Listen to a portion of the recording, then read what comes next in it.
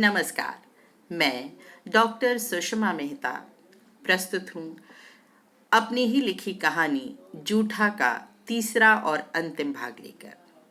तो सुनिए कहानी जूठा का अंतिम भाग। अनुरूप स्कूल से आ गया था और ईशान भी ऑफिस से आ चुका था। लंच करने के बाद तीनों शॉपिंग के लिए निकल पड़े। ईशान ड्राइव कर रहा था, नमामी साथ बैठी थी और अनुरूप पीछे की सीट पर बैठा लगातार स्कूल की पूरे दिन की समरी सुना रहा था, नॉन स्टॉप। मार्केट पहुंचकर एक ठीक सी जगह देखकर ईशान ने कार पार्क की और फिर नमामी और अनुरूप को उतरने के लिए कहा। वे दोनों उतरकर सामने मॉल की तरफ बढ़ गए, पीछे पीछे ईशान भी। अनुरूप ने मन भर कर शॉपिंग की। ईशान और नमामी दोनों अच्छा कमाते थे और इकलौते बेटे की हर इच्छा पूरी करना चाहते थे। बर्थडे कौन सा रोज रोज आता है, और वह भी लाडले बेटे का। कुछ सामान खरीदा, कुछ का ऑर्डर दिया और फिर तीनों कार की तरफ बढ़े। कार में सामान रखा। अनुरूप सामान देखने में बिजी हो गया।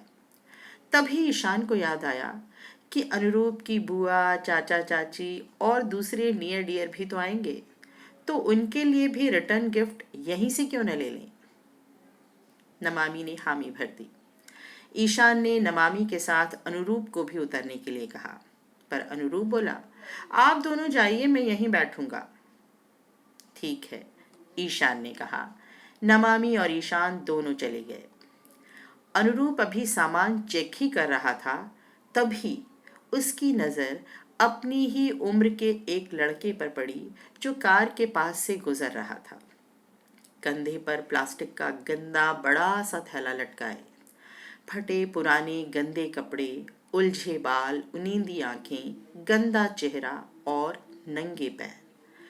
अनुरूप की आंखें उसका पीछा करने लगीं। वह लड़का धीरे धीरे चलता हुआ सामने एक तरफ दिखाई देने वाले कूड़े के ढेर की तरफ बढ़ रहा था। अनुरूप का सारा ध्यान उसी की तरफ था। उसके दिमाग से अपना बर्थडे पार्टी सब कुछ निकल गया था।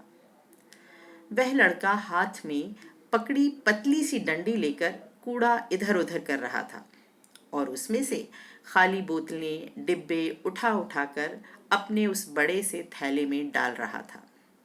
तभी अनुरूप ने देखा, उसने पिज़्ज़ा का एक गत्ते का डिब्बा उठाया। उसमें से पिज़्ज़ा का आधा खाया हुआ एक छोटा टुकड़ा उठाया और उसे खाने लगा। अनुरूप का मन बेचैन हो गया था। उसे नमामी की हर बात याद आ रही थी। अनुरूप, जूठा नहीं छोड़ते बेटा, एक ही टुकड़ा तो है, खा लो। 2 घूंट दूध है, पी लो, जूठा मत छोड़ा करो। आज अनुरूप जूठा न छोड़ने का अर्थ कुछ कुछ समझ पा रहा था। इतनी देर में नमामी और ईशान बाहर आ गए। जैसे ही ईशान ने कार का लॉक खोला, अनुरूप तुरंत बाहर निकल आया। उसने उस लड़के को आवाज दी, हे। उस लड़के ने आवाज की तरफ देखा तो अनुरूप ने कहा, यहाँ आओ। नमामी और ईशान हैरान थे कि क्या हुआ है। फिर भी ईशान ने उसे आने का इशारा किया। लड़का कुछ हिचकिचाते हुए आया तो अनुरूप ने एक बड़ी सी चॉकलेट उठाई और एक नज़र नमामी को देखा, मानो पूछ रहा हो, दे दूं? नमामी समझ गई। उसने हाँ में गर्दन हिलाई।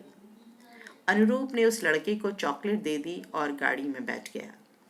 लड़के के चेहरे पर मुस्कुराहट आ गई थी। ईशान ने गाड़ी स्टार्ट कर दी। अनुरूप ने लड़के को देखकर हाथ हिलाया तो लड़के ने भी हाथ हिलाकर जवाब दिया और फिर मुड़कर चल दिया। रास्ते भर अनुरूप चुपचाप ही रहा। नमामी ने कुछ पूछना चाहा तो ईशान ने उसे रोक दिया। घर पहुंचकर अनुरूप ने नमामी को उस कूड़ा बीनने वाले लड़के की सारी बात बताई। उसने कहा, मम्मा, उसने उस गंदगी में से जूठा पिज़्ज़ा का टुकड़ा उठाकर खाया। मेरी ही तरह किसी ने जूठा छोड़ा होगा ना। अगर उसे पूरा और साफ पिज़्ज़ा मिलता तो नमामि ने प्यार से उसका सिर सहलाते हुए कहा, इसीलिए तो हमें जूठा नहीं छोड़ना चाहिए। अच्छा है पहले ही किसी को दे दें या अलग निकाल कर रख दें, बाद में यदि खाना हो। पर अगर प्लेट में कोई ऐसी सब्जी हो जो मुझे बिल्कुल पसंद ना हो, तो वो तो छोड़नी ही पड़ेगी ना। अनुरूप ने अपनी प्रॉब्लम का सॉल्यूशन ढूंढना चाहा। तो इसके लिए एक काम हो सकता है, जो सब्जी पसंद ना हो उसे सबसे पहले खा लो और फिर मज़े ले लेकर अपनी पसंदीदा डिश खाओ। Very simple. सुनते ही अनुरूप तुरंत बोला, ठीक है, अब से मैं टिंडे की सब्जी सबसे पहले खा लूंगा और भिंडी की बाद में मज़े ले लेकर। नमामि को हंसी आ गई। उसने कहा, ठीक है, चलो अब जल्दी से तैयार हो जाओ, वरना फ्रेंड्स आ जाएंगे और बर्थडे बॉय तैयार नहीं होगा। नमामि ने उसका मूड बदल दिया था। आखिर था तो बच्चा ही, वरना बड़ों का मूड इतनी जल्दी कहाँ बदलता है। अनुरूप तैयार होने भाग गया था। शाम की पार्टी बहुत अच्छी रही। नमामि ने पार्टी के बाद जब अनुरूप की प्लेट उठाई तो आज उसमें कुछ भी जूठा नहीं था। अपने बेटे की सेंसिटिविटी देखकर नमामि की आंखों में आंसू आ गए। वह समझ गई कि अनुरूप अब कभी जूठा नहीं छोड़ेगा।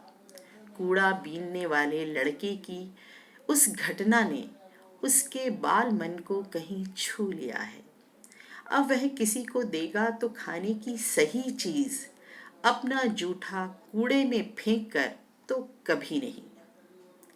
बाल्यावस्था जीवन में गीली मिट्टी सी होती है। बाल्यावस्था जीवन में गीली मिट्टी सी होती है, इसीलिए संस्कार बीज आरोपण इसमें कीजिए। तो आज की कहानी आपको कैसी लगी, कमेंट बॉक्स में लिखकर ज़रूर बताएं।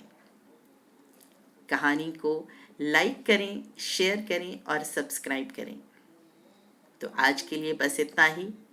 अगले सप्ताह फिर मैं प्रस्तुत होंगी आपके सामने लेकर फिर एक स्वरचित कहानी। नमस्कार, शुभम भवतु, पुनः मिलिष्यामः। फिर मिलेंगे।